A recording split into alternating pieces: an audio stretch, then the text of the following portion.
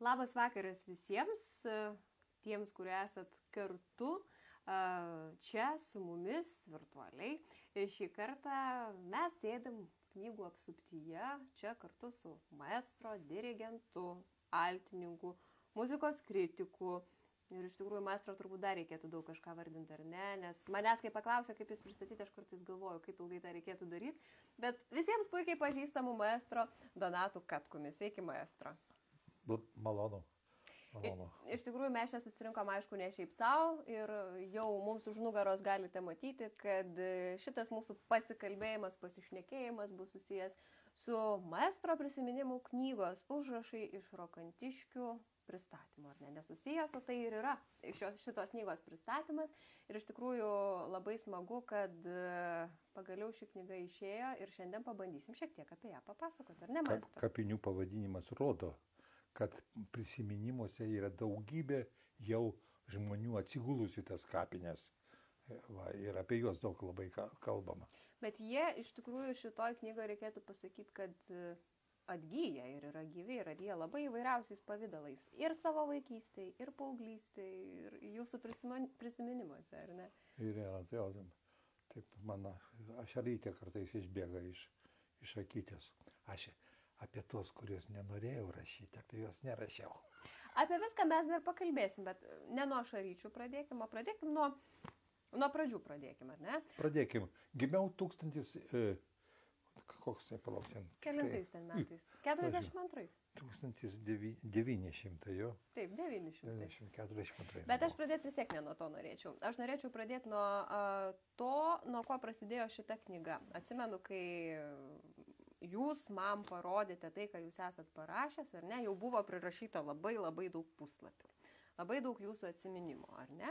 Kaip prasidėjo šitos knygos? Tiesiog neturėjau ką veikti per COVID-o. Tai kad čia dar gerokai prieš COVID buvo. Prieš COVID-ą, jau. Taip, prieš COVID-ą. Bet aš noriu paklausti, tai kada ir kodėl pradėjot pildyti šitą atsiminimų dokumentą? Atsiminimų dokumentą aš pradėjau pildyti todėl, kad mano žmona, jinai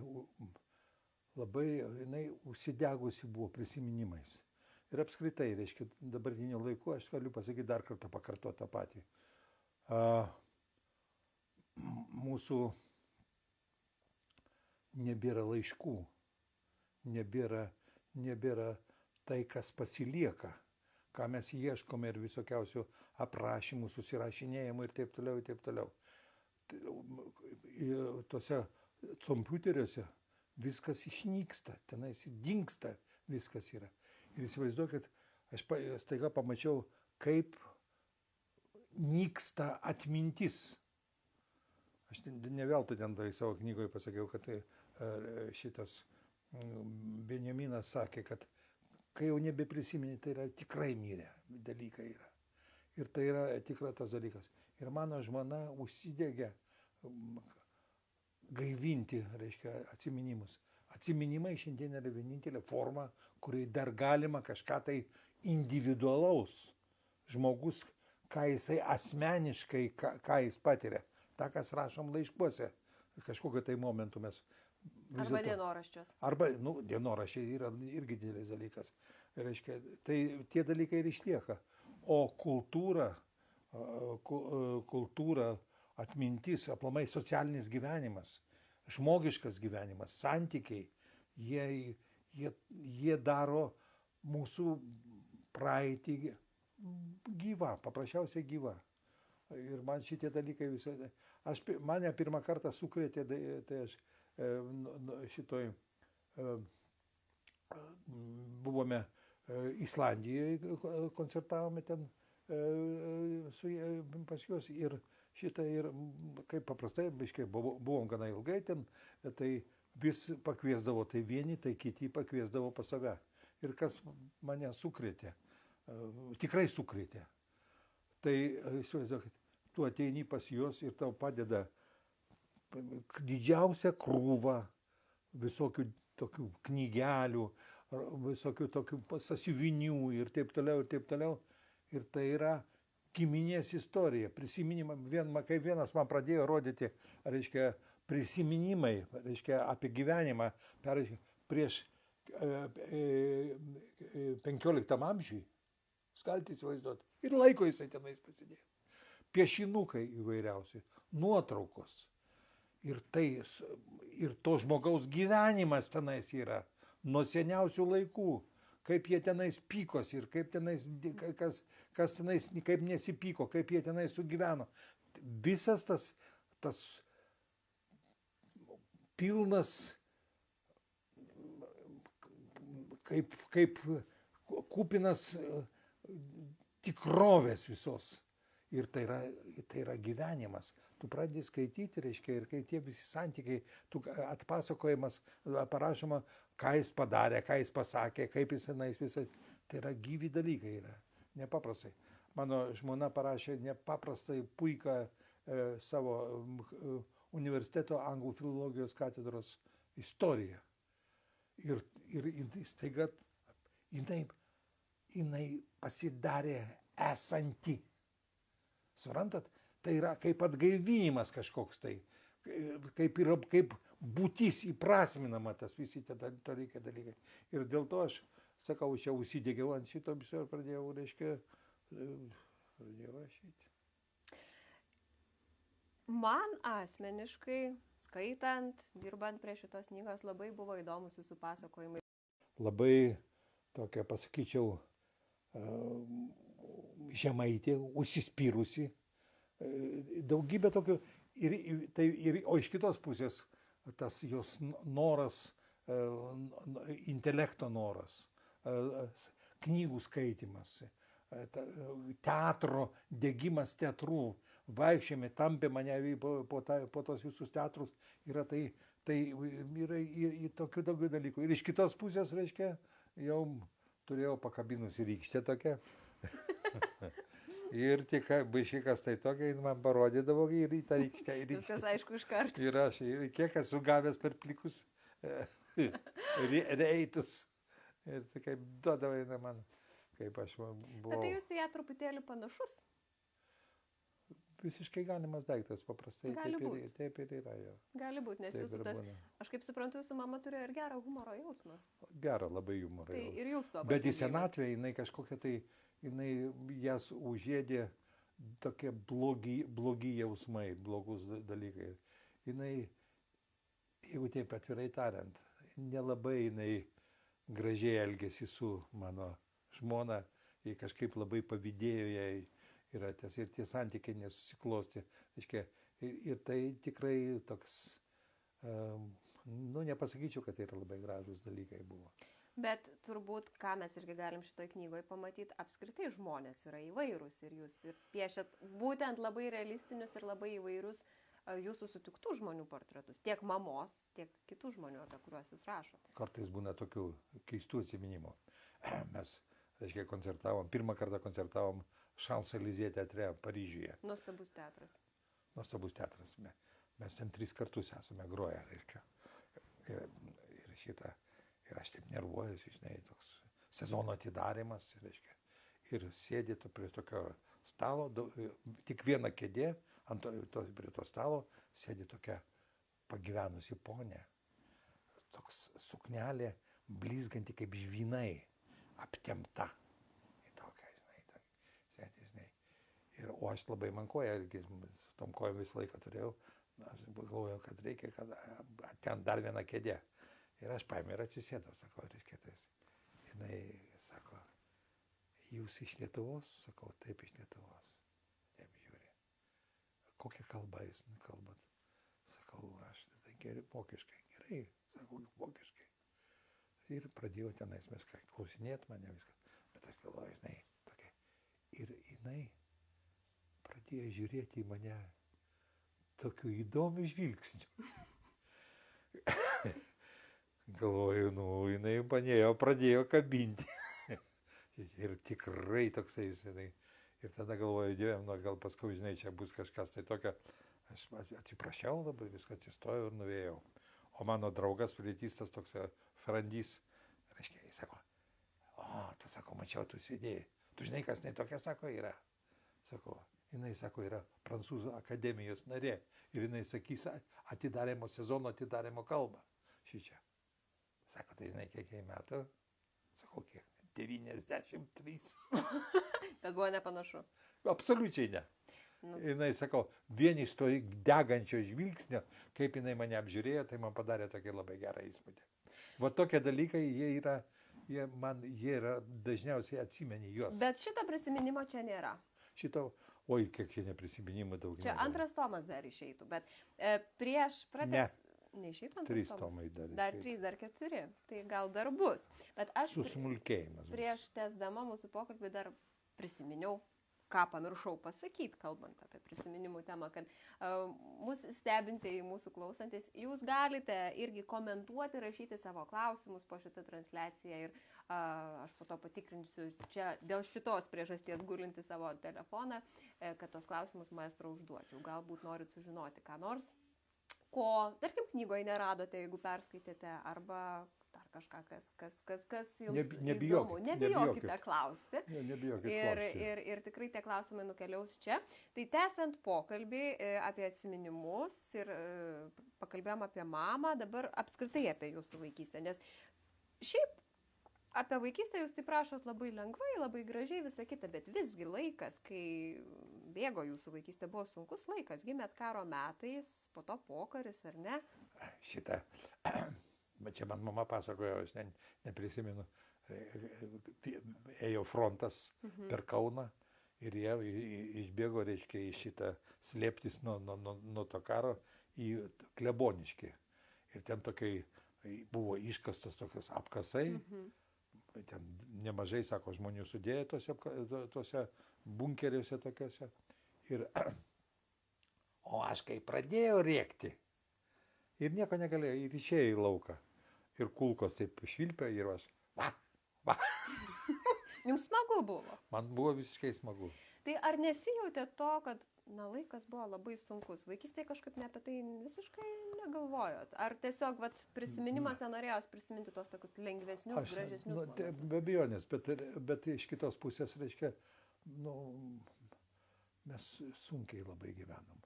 Mano mama gaudavo 15 rublių šitą į mėnesį. Reiškia, mes gyvenom, buvom tose vaikų namuose, prie vaikų namų, tai galėjom išmysti dėl to, kad ten buvo valdiški maistas valdiškas ir tenais kaip tik tai valgėm, ten galėjom. Tai mes kiekvieną rytą iš ryto eidavom atsinešti buterbrodą tokį, užtekdavo tokius storus sluoksnio tą duonos riekę ir būdavo, reiškia. O šiaip tai mes labai neturtingai gyvenam. Labai neturtingai gyvenam ir toks, žinot, net nesinori pasakot.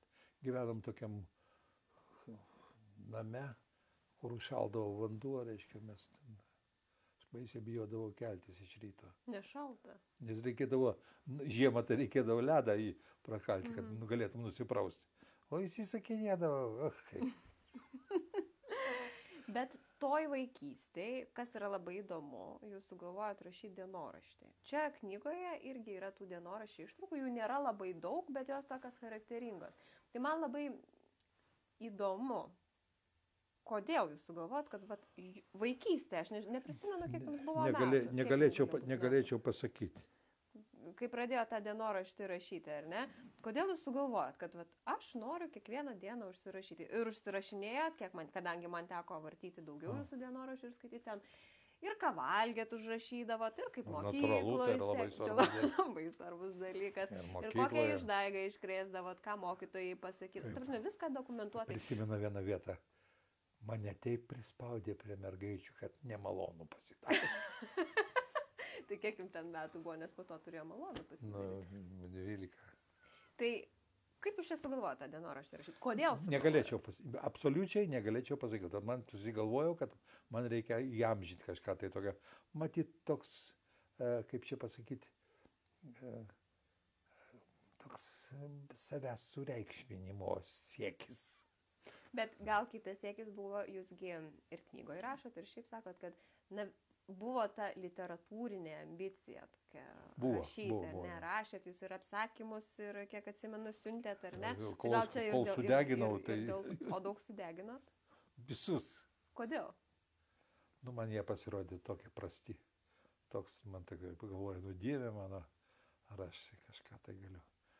Nesudeginau tik tai, bet negalėjau sudeginti dėl to, kad buvo įspausdino, kai man buvo, kiek ten man, 14-15 metų, įspausdino Švyturys mano humoreską. Ir atsiuntė 297 rublius. Čia buvo kosminiai pinigai. Kosminiai pinigai. Ir aš tada pradėjau labai rašyti dėl to, kad labai norėjau dar gauti, bet daugiau neįspausdino. Suprato, kas aš per vienas. Jis suprato anksčiau, aš jau tenais, atrodo, rašiau, nenurašiau, kad aš parašiau eilėraštį apie Staliną. Ir Staliną ir gavau atsakymą, kad tema puikiai. Kuriais čia metais? Man buvo 7 metai. Tema labai gera, bet dar man reikia mokintis eilėdaros. Išpildymą reikia patobulinti.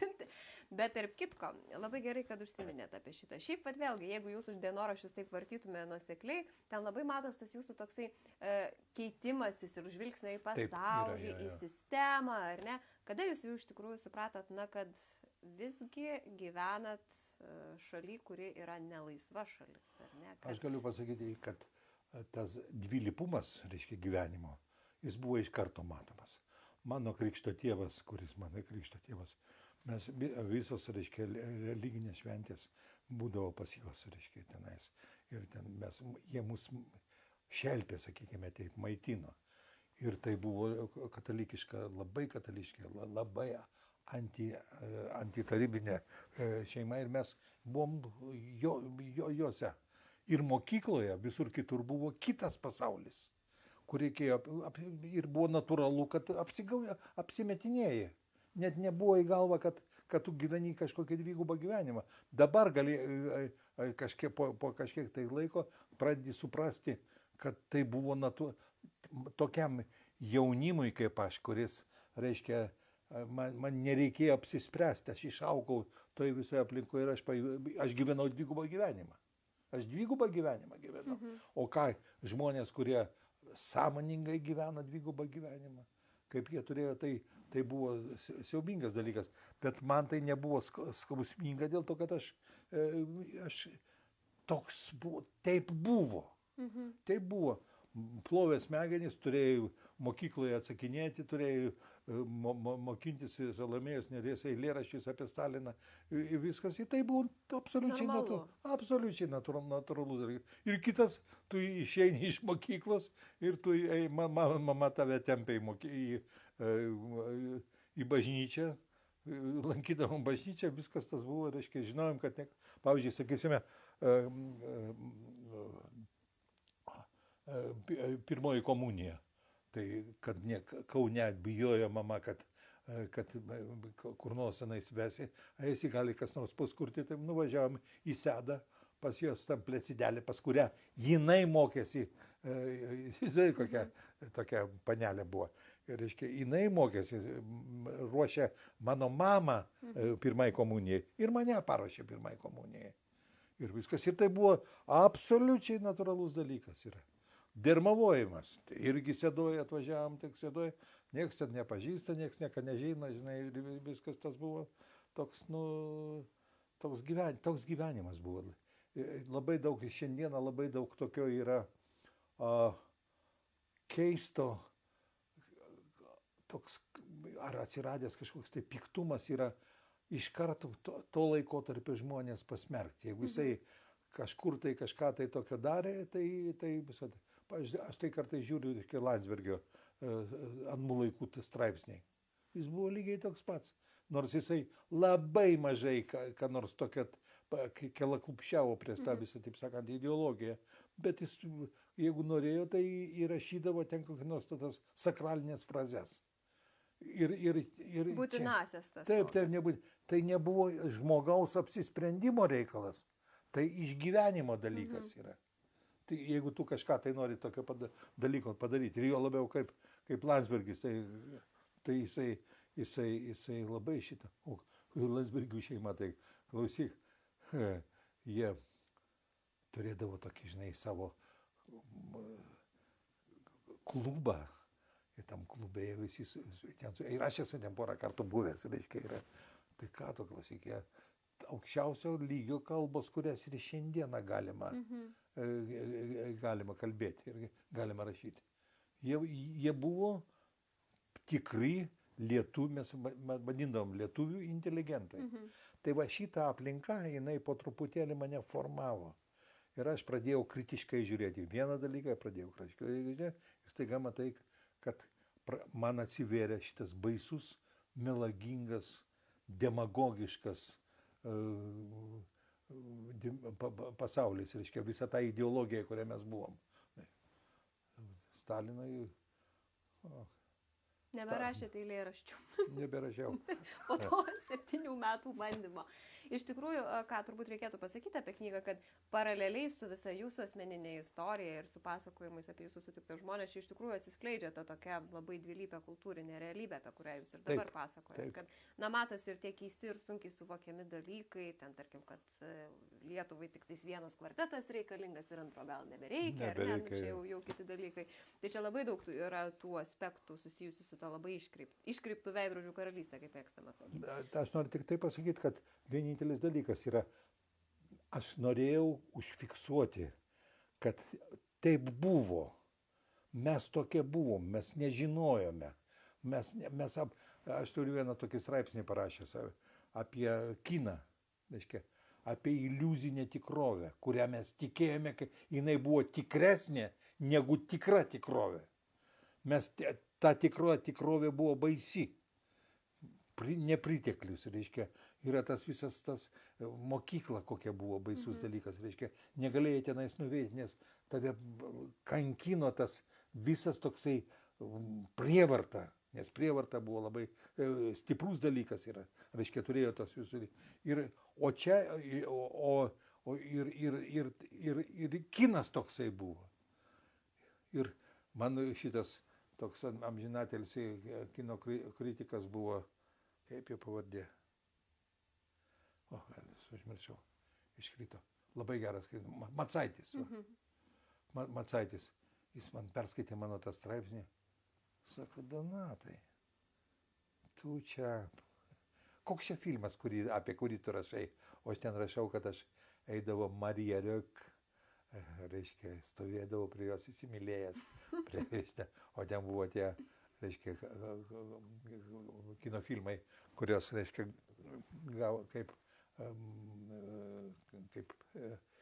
kaip vadinasi tas, reiškia, karo turtas, reiškia, išplėšė, reiškia, ir paskui jie rodė, matėm, reikėjo pinigų, tokia, tai šitas.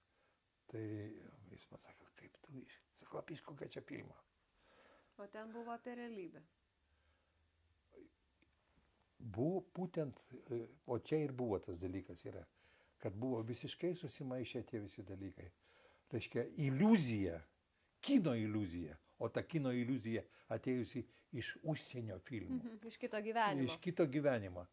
Jie tu panirdavai, reiškia, ir aš atsimenu, tu išeini iš Dainos kino teatro, eini namo ir paskui kaip tau, tas visi įvaizdžiai, tau viso pasaulio įvaizdžiai, jis paskui kaip nusiplauna, kaip jis nukrenta ir staiga tu pamatai, kad visiškai ne tas pasaulis.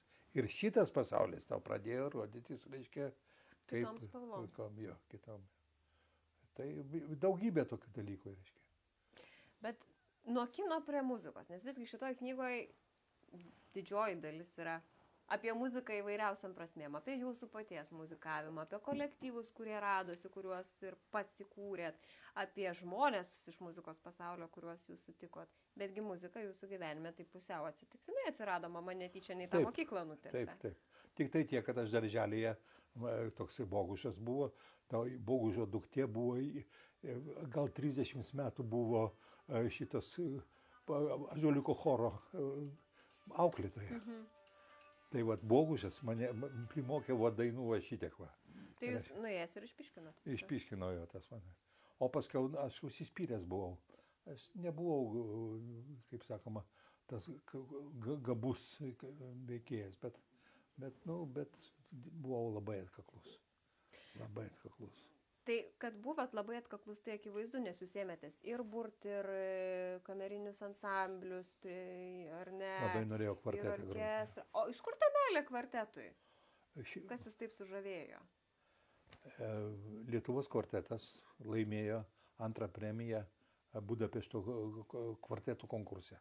Mums tai buvo, jūs negalite įsivaizduoti, reiškia, mums tai buvo neįtikėtinas dalykas, kaip stebuklas, kad mūsų kvartetas lietuviai laimėjo antrą premiją tarptautinėme konkurse. Suprantate, tai buvo toks. O aš galiu pasakyti šiandieną, aš dabar atrašau tą savo straipsnelį apie tokį, vienas iš mano tokių dalykų. Kokios buvo tendencijos pokario muzikos atlikime Lietuvoje. Kokybės siekis. Kad kiek galint geriau groti, kad būtume mes geri. Ir Lietuvos kvartetas buvo tas, kuris pirmas iškėlė būtent šitą tokį, ne stilistiką, ne kažkokie tai meniniai tokie įsidirbinėjimai, ne, kad būtų kokybiška, aukščiausio klasės kokybė. Ir Lietuvos kvartetas mane tiesiog apakino, kaip jie laimėjo tos visus dalykus. Dienoraščiai buvo įrašyta, reiškia, mano svajonė būti rašytoju, paskui užbraukta, ne, būti, žinai, ir būti, reiškia, sukurti kvartetą ir laimėti trečią premiją, negali antrą premiją. Biški mažiau. Jo, bet apie pirmą nesvajojo. Jo, nesvajojo. Bet pirmą gavo Liežo konkurse. Tai va čia jau buvo. Čia jau virš jos svajonės. Bet tiesą sakant, jūsų gyvos aktorystė nepasiglemžė. Buvo ir šitas epizodas. Na, mes iš tikrųjų matom jūs dažnai visur ir nieks nebejoja jūsų talentų ir aktoriniai scenai. Nevadinkite talentų, sugebėjimais. Sugebėjimais, tarkime taip. Bet yra ta istorija, kad jūs bandė persivilioti aktoriai, ar ne? Buvo toks atvejis. Nesigailit, kad nepasukot į kitą takelį? Mane įtikino Fredžinskas, reiškia, kad labai pats aktoriaus statusas anais laikais buvo labai toks keistas. Ir kas svarbiausia, Vaišytė, kuri buvo katedros vedėja, jinai į tos aktorius priversdavo vaidinti Pavka Korčaginas, degti revoliuciją, degti aukštaisiais komunizmo idealais. Ir būtent šitas dalykas atšaldė. Aš galvojau, ir man reikės tenais lakstyti, reiškia, kaip šitam. Su idealais. Stoniui, vargšeliui. Tai, žodžiu, likote muzikos kely ir tą aktorinę savo kažkokią pusę realizuodavo. O paskui vis tiek, tai suvaidinot filme vienam kitam. Ne tik, bet aš 5 metus konservatorijai rengdavau visus vakarus ir visą laiką vaidindavom, ten mes kurdavom visokius tokius dalykus. Ateina, reiškia, šitas. Tai buvo toksai, reiškia,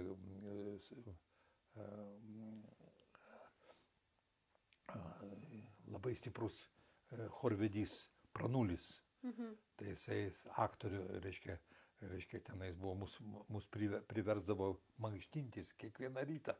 Išvarydavo, reiškia, į lauką. Tai mes padarėm tokį vakarą. Toks Alekna toks buvo, iš pradžių įstojo į konservatoriją, paskui jį pasodino ir į Sibirą išvežė ir paskui jisai grįžo ir toliau baigė. Bet po to Sibiras kažkoks tai buvo labai keistas. Bet jisai parašė rekvijam, ne rekvijam, bet tokį chorinį, iškilmingą kūrinį skirtą mankštai. Ir Pranulis laikė aktorių, kaip jo pavardė, vieną tokią aktorių apvertėm kojom, reiškia, su tik tais turisigais. Ir jisai skaitė rektoriaus įsakymą. Ir mes visi, o čia choras dainuoja, žinai. Iškilmingas performance. Tai mes tokių visokių, žinai, tokių dalykų pridarydavom per tos vakarus. Apie vandenį kokį nors padarydavom. ir šitą, ir aš dėl to ir mane atkreipė dėmesį, kad aš laisvai, man nebijau Kad jūs galima ir į filmą kviesti. O tai į filmą tai ne. Į filmą čia sugalvojo Kaukaitė. Jie darė vaikišką filmą ir staiga Kaukaitė sugalvojo, kad kadangi vaikai yra neprofesionalūs aktoriai, tai reikia ir aplinka suaugę irgi turi būti neprofesionalūs, turi būti truputėlį kitokia. Ir tokia Aleksą pasiėmė, mane pasiėmė, ten visą tokia ir aš tapau aktorium. Žebriūnas pramušė mums labai gerą honorarą. Tas irgi paviliojo ten matyti. Ja. Bet grįžtant vėlgi prie knygos ir prie tų daugybę žmonių, kuriuos čia prisimenate, nes nežinau, neskaičiavau tiesą sakant, kiek čia jų yra prisiminta, bet irgi turbūt ne visi, kuriuos sutikot ir kuriuos norėjot prisiminti. Užmiršau, aš labai daug paskui galvoju, Jėzus Marija. Ir to apie tą nepapasakau. Bet aš noriu paklausti, ar galima sakyti taip, kad didžiąją dalį jūs sutikot, kažkur aplink Neringos kavinę, nes tas Neringos kavinės leitmotyvas šitoj knygoje irgi taip keliauja ir tvyro ore. Nors nėra tokio teksto apie Neringą, bet jis yra. Bet kadangi visą laiką lindėjome tenais, visoj toj Neringoje ten su ta visa kompanija, kurie tenais buvo, ten ta kompanija buvo nepaprastai įdomi. Ir šitą ir tai dėl to labai daug vis to teksto yra. Kiekvieną dieną valgydavo tenais. Ir kiekvieną dieną po naują pažįstama. Ne tik naują, bet tie patys svarbiausiai užsitvirtina, koks nors Skripka, reiškia, toks pianistas buvo Skripkutės šito, kaip jisai,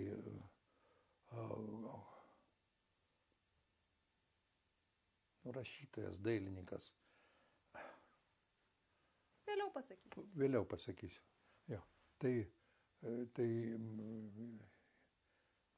jie su jais, reiškia, tai vis tiek įsitrina viskas. O šiaip tai masiškai. Aš kai dabar pradedu galvoti apie tai, išvažiuoja į gastrolės, reiškia, kur nors į Rusiją, jo. Ir aš visą laiką galvoju, štai aš jų dar nepažįstu, niekad nesusilinęs, o paskui paėmė ir susipažįsti. Ir grįžti su draugais, yra tokie draugai, ir jų žvėriškai daug, reiškia, daug darėsi, daug to viso tokio bendrumo. Tai toks labai įdomus. O važinėjau tai viešpatie mano. Kiekvienais metais važiuodama ir važiuodama. Visuos žemynuose esat buvęs? Ne, aš esu buvęs. Antarktidai gal ne, bet. Kaip? Antarktidai nebuvot, turbūt. Antarktidai buvau. Buvot Antarktidai? Buvau, atsimenu, reiškia, grįžau iš Neringos. Kaip kitai. Ir žiūriu, sniegas. O buvo birželio mėnuo. Tai va, tokia, o šiaip tai labai daug žmonių. Ir užsienyje labai daug draugų atsirasdavo. Nepaprastai daug atsirasdavo žmonių. Ir tai tas užimdavo visą pasaulį. Čia yra, tik tai galiu pasakyti vienintelis dalykas, kad žmogaus gyvenime tu eini per pažintis. Ir ateini ir tie, kas buvo anksčiau, jie nyksta ir sunyksta. Dabar galėčiau apie kokį nors apie dailininkus, reiškia. Visą laiką sukomės tokia vienoj Neringos tokia aplinka ir Neringoje mes tenai sukdavomės. Šitoje knygoje irgi yra keletas tokių štrichų apie jūsų tas keliones, kurias minit, kad jų buvo tikrai labai daug, ypatingai po to, kai laimėjot ir konkursą, ir jūsų tą kortelę perkelė prie tų konkursų laureatų, ir ne kaip rašot. Bet man labai yra įstrigęs tas pasakojimas apie kelionę į Šiaurės Koreją, nes ten tai kaip į kitą pasaulį atrodo, kad viskas buvo. Aš buvau užmiršęs. Kad buvot tenai. Jo, kad buvau. Tada aš paskiau dabar susiradau pagaliau nuotrauką, kurią, reiškia, aš esu su Kim Ir Senu nusifotografavęs. Bet iš atrodo neįsivaizduojamas dalykas. Oi, ten buvo, tenai. bet buvo toks dalykas. Bet ar padarė kažkokį išskirtinį įspūdį būtent tą kelionę? Ar tuo metu tiesiog O Jėzus Marija, sovietinė ir ta šiaurės Aš atsivežiau operą ir draugams visą laiką leisdavau tą operą. Video įrašą? Ne, bet video tada nebuvo. Tada buvo tik tai plokštelės. Plokštelėse. Čia ta opera, kurią ale... Jo, apie. Tai aš biškiai šiek tiek jau prisiminiau apie tą, kaip sakoma, turinį. Kim ir senas gimsta kalnuose, tarp kitokio net ten gimė. Viskas kaip ir viskas, kas susiję su komunizmu. Yra absoliučiai, nieko nėra tikro dalyko. Absoliučiai yra melaginga. Viskas melaginga. Oi, mano. Jūs visą laiką buvot didelis organizatorius. Ir vėlgi čia atsimenu, kai dirbom prie knygos, sakėt, labai norisi prisiminti ir apie kamerinius ansamblius, ar ne, apie jaunimo sekciją, ir apie meno darbuotojų ansamblius, ar ne. Labai visą laiką jautėsi tas jūsų noras organizuoti, burti, kurti. Ar niekada nebuvo nusvirusios rankos, kai ir valdžia atitinkamai reaguodavo turbūt kai kuriais atvejais? Iš kur pas jūs ta energija tokia? Juzeliūnas sakydavo, reiškia, sako, kaip profesoriau, kaip laikotės? Sako, pabėgu ir vėl tekinas. Ir jūs taip pat. Na, toks praeina tas laikotarpis. Reiškia, mane labiausiai žeisdavo žmonių nepasitikėjimas, žmonių kiaulystės, kurias darė. Tais konkurencija buvo žvėriška. Prasimušti tos visus dalykus. Lindome mes į tą GOS koncertą Maskvoje, laižėm. Ką mes ten laižėm? Visi suprato. Ir ten stengiamės įtikti visokiausius, reiškia. Veždam dovanas, kad galėtų, kad ten priimti ir tave palaikė, kažkur tai įkištų į kažkokį tai, nes jie ten turėjo visus ryšius su visais impresarijo. Tai buvo labai reikšminga. O tas atrodė į užsienį važiuoti, tai norėjosi važiuoti. Taip atsitiko, kad jūsų tą visą profesinį gyvenimą taip irgi galima turbūt padalinti į tą laiką, kai, ta sovietinė kultūrinė realybė, kai didžioji dalis to laiko jūsų kvartete, Vilniaus kvartete praleistas ar net, ir po to tas pasikeitęs laikas po nepriklausomybės, kai jau orkestras, Švento Kristoforo kamerinis orkestras. Galima buvo kurti. Kaip skiriasi, koks tas turbūt svarbiausias skirtumas apart tos laisvės atsiradusios, ar ne, didžiulės, lyginant su tuo, kad... Tais laikais, aš nežinau, ar tai yra teisybė, bet tais laikais, kai manęs paklaustų, aš jaučiausi kaip paleistas iš kalėjimo. Visiškai kitas pasikeitimas labai didelis yra. Bet to aš dalyvavau visose sąjūdžiuose, tik tai, kad tuo metu, kai mane čia patys kvietė, reiškia, kad jau dalyvauti su to didžioji sąjūdžio grupėje, mes gavom gastrolės per Rusiją. Ir Rusijai buvo. Tu įsivaizduoji, kaip mūsų sutikinėjo rusai, kokiuose nors mažuose miestuose. Lietuviai atvažiavo, mes buvom kaip kažkokie tai ypatingi žmonės. Kaip sutikinėjo, fantastiškai sutikinėjo tie žmonės. O paskiau po tų visų tokių, tai dėl to mes buvom išvažiavę. Ir kai aš grįžau, tai mane jau tik tai Vilniaus taryba, reiškia, kaip sakoma, delegavo sąjūdį. O turėjom konservatorijoje, turėjom sąjūdžio grupę, vertėm laurus iš tos visos jo posto. Su Juzeliūnu, Juzeliūnas buvo entuziastas. Bet po to daug laurušų atlikinėjot muzikos irgi lygiai taip pat. Laurušas buvo padorus žmogus. Jisai niekam nėra blogo padaręs. Kai jisai buvo sąjungos pirmininkas, reiškia nomenklatūra, visą laiką su CK ir taip toliau, niekas nenukentėjo. Net Kutavičius nenukentėjo. Kuris šaukė, aš nerašysiu. Mėželaičio žodžiai. Ir tokia, jis buvo padorus, jis niekam blogo nepadarė. Jis stengiasi visiems padaryti gerą. Man būtą, kur aš čia turėjau, taigi Laurušas buvo padaręs. Sutikau gatvėje, jis negavau to būto, reiškia viskas, kai skirstė. Sutikau Laurušą gatvėje, sakau, aš LTSR nusipelnęs artistas ir muzikologas, atlikėjas. Ir man būto nėra. O kažkaip kaip kitiems muzikologams galima. Tokia. Lauras žiūrėjo. Kitą dieną kažkas tai skambina, man sako, tai tau paskyrė.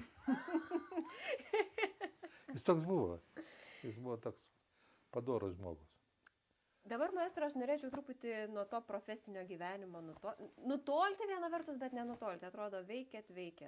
Rašėt, grojot, organizavot, dalyvavot ir politiniai veikloje kažkiek, sąjūdžio veiklos ir visą kitą.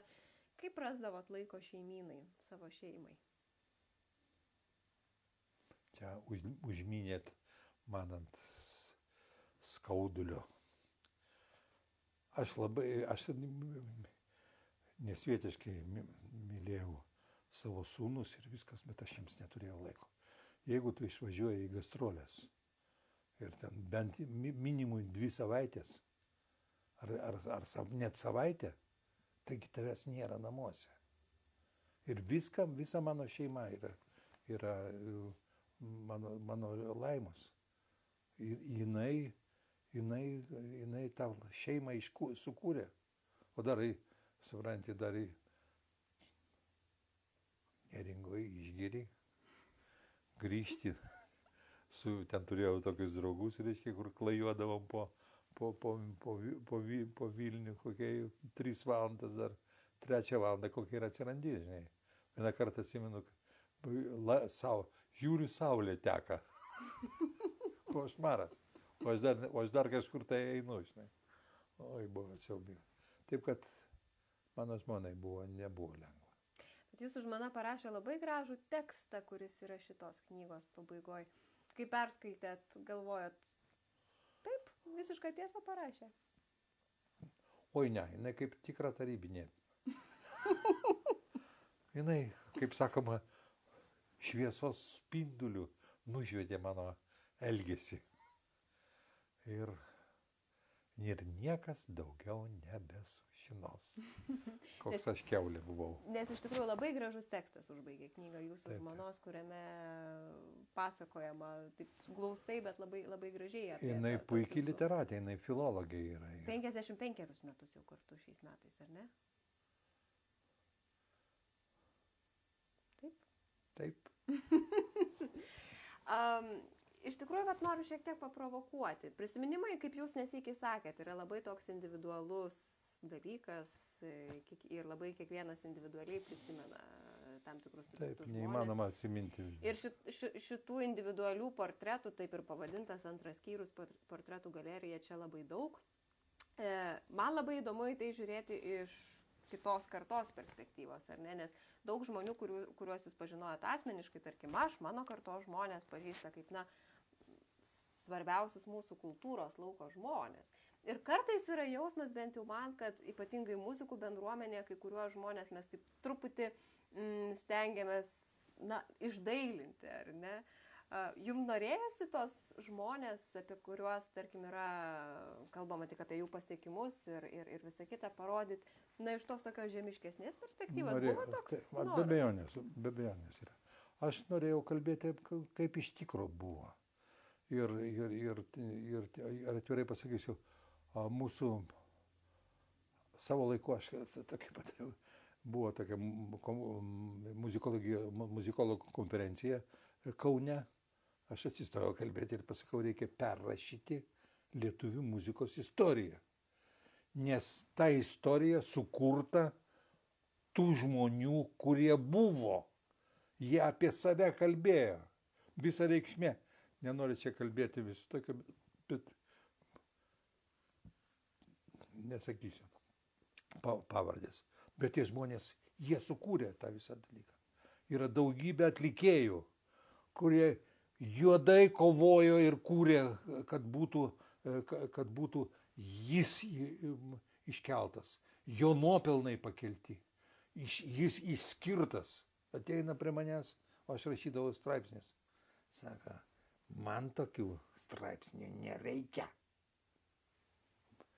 Apie kai kurios buvo centro komitete buvo uždrausta blogai rašyti. Įsivaizduojat, 30 metų gyrė. Uždrausta pasakyti ką nors blogo. Buvo hierarchija. SSR artistai, LTSR liaudės artistai. Čia generalitetas. Reiškia, jų negalima buvo kritikuoti. Tu buvai antitarybinis. Ir po šiai dienai veikia mitologija, kuri su tikra tiesa labai menkai ten šitas. Ir po šiai dienai yra rašomos knygos, šlovinama ir būtent pagal tą mitologiją. O aš tai išgyvenau tenais. Jūs sutikot žmonės, matėt juos ir matėt... Sako, draugas stoja į partiją. Jūsų tėvas. Aš išsižadu tokio tėvo. O taip, toks būdavo tokie pasakymai. Tai buvo karjeros troškimas neapsakomas, juodas, galingas, kaip Lukašenka. Aš galiu tik tai palyginti tokiais dalykais yra. Ir kovojo.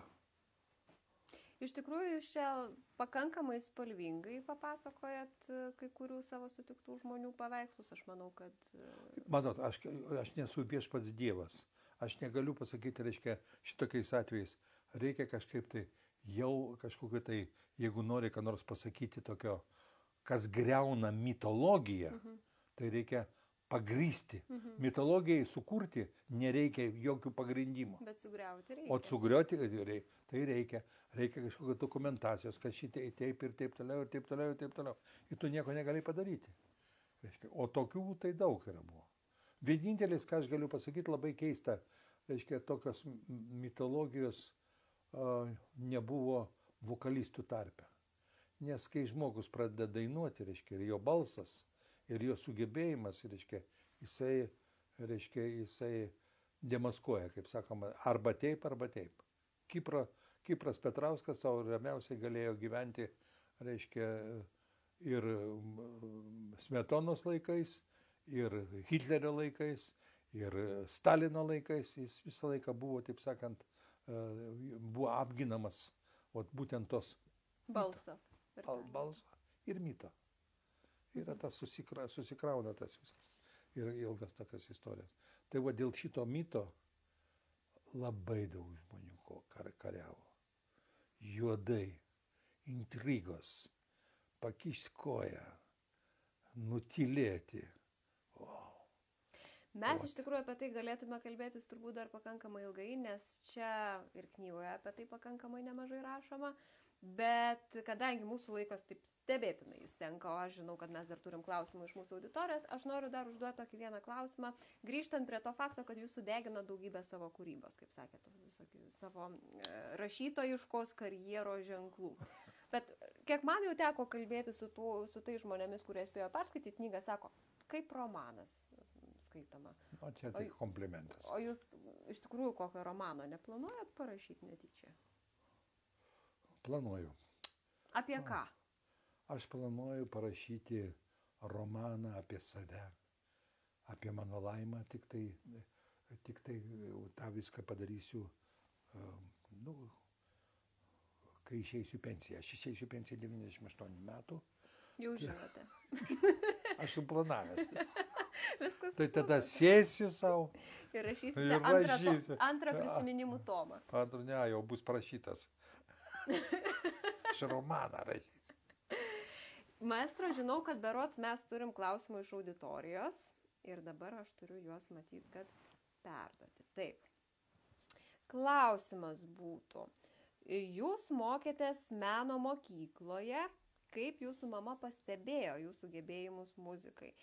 Taip pat dar perduoda, kad beje, jūsų klasėje meno mokykloje mokėsi ne tik mano vyras, bet ir būsimų grožio dėstytojų kompozitorius Julius Andrejevas. Apie žymius klasiokus ar rašote savo knygoje? Toks klausimas iš auditorijos būtų. Nusipirkite knygą ir skaitykit. Išduokit, maestro. Ar rašote? Ne, tai aš be abejonės. Julius Andrejevas buvo, pažiūrėjau, jūsų labai geras bičiulis, taip. Mes draugai buvom, reiškia. Jau vien tai, kad mes rūkėme jo tėvo cigarus, kuriuos jis atsivežė iš Paryžiaus prieš 30 metų, vėmėme būdų kaip.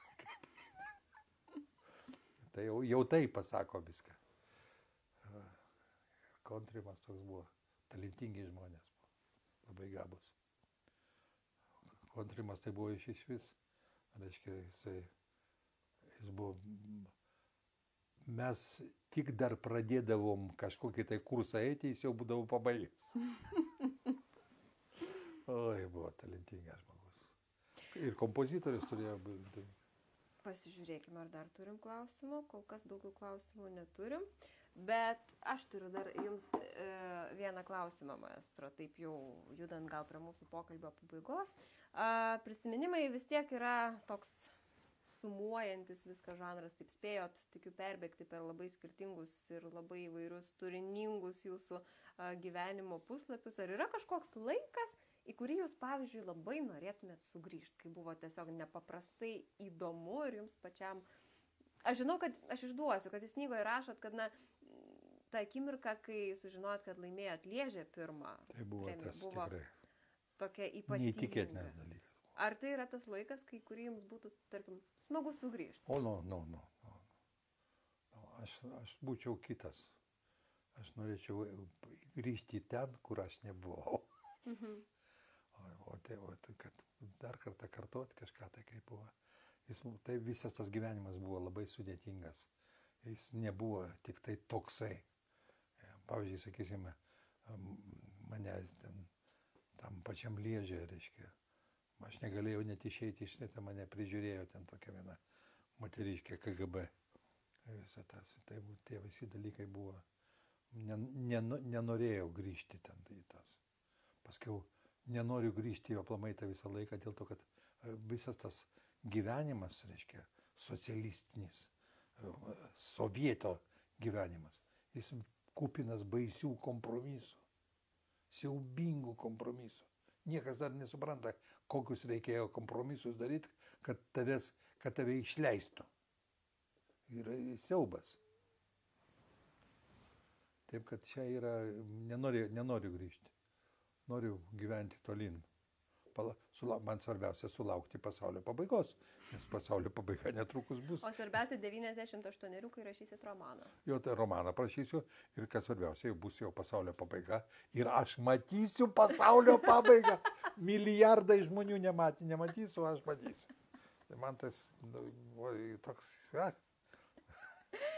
Iš tikrųjų, šią smagę vietą mes šiandienos knygos pristatymą jau ir norim pabaigti. Tikėkime, kad neišvysim pasaulio pabaigos, bet išvysim Donato Katkaus romaną. Romaną, taip. Jau prisižadėjot, maestro, visiems. Kriminalinį. Detektyvas bus. Detektyvas, be abejonės detektyvas. Be abejonės. Aš jau sugalvojau, komisaro pavardę. Simenonas. Sakiau, neišduokit dar. Ne, aš negaliu, turi visi žinoti. Priprasti turi. Ir laukti knygos. Tai laukti knygos, jo. Tai, o kol kas, kol mes laukiam maestro romano, galima paskaityti jo atsiminimus, kurie yra, kaip jau minėjau, skaitosi praktiškai kaip ir romanas. Ačiū. Skaitykit ir permanykit. Ačiū visiems, kurie buvot kartu, stebėjot šį mūsų su maestro smagų pokalbį. Na ir kviečiam, jeigu bus proga, pavartyti knygą Užrašus iš Rokantiškių. Sumokat. Iki.